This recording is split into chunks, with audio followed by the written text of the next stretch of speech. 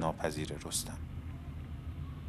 حساسیتی که به داستان رستم و سهراب داشتم که همیشه من تو کودکیم وقتی میرفتم به برنامه‌های شاهنامه خوانی یه جاپنجه حضرت عباسی توی دهمون داشتیم. من تمام هستی کودکانم و توی شبای سهراب کشون نظر اون جاپنجه میکردم که امسال رستم و سهراب هم دیگه رو بشناسن. من که نمیدونستم از روی کتابی نوشته شده که نمیشه دست بهش برد و همیشه همون اتفاق میفته که پارسال هم اتفاق افتاده بود.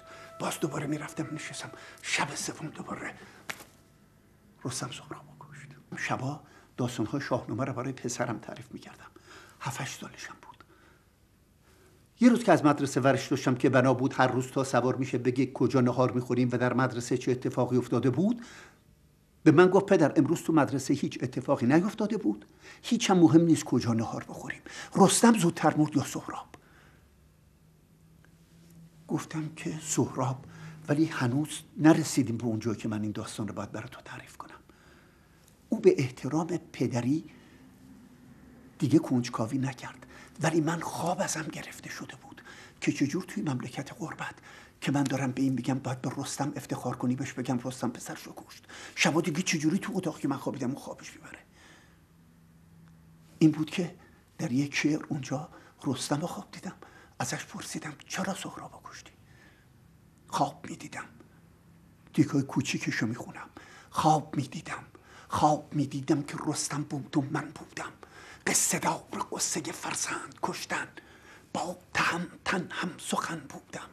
من به او میگفتم ای پیگر دلیر پهنه تاریخ، یک تازه صحنه تاریخ، داستان رستم و سهراب را خواندم، داستان پور و باب قوت ور در موجهای خشم و کین، در بحر بی پایاب را خواندم. آشکارا در دل سهراب مهر رستم بود، در دل رستم ولی مهر پسر کم بود.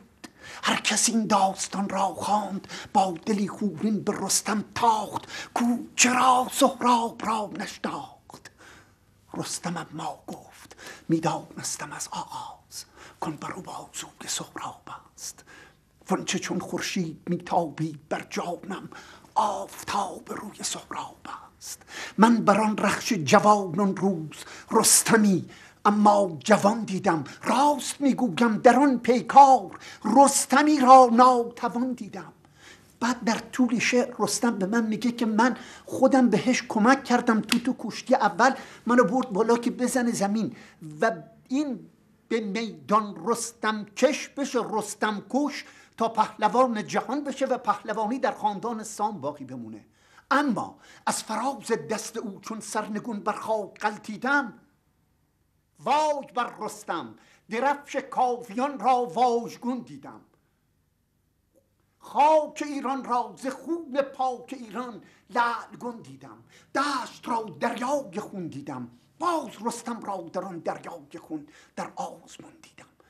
در سکوت مرگبار دشت نعره ای بر گوش جانم ریخت، هوشدارویی به مغز استخوانم ریخت، بر سرم فریاد زد بیتاب پهلوان بیدار شو از خواب. جنگ رستم نیست با سهراب، آنچه امروزت به میدان است، جنگ توران است و ایران است. پیش از اون که تیغ سهرابم بدرآمد جگر، در کشتی اول خود تهمتن را به دست خویشتن کشتم. در دل پیکار رستم و زنهار، صبح فردا کشتی دوم تا دهم درس وطن خواهی دلیران را.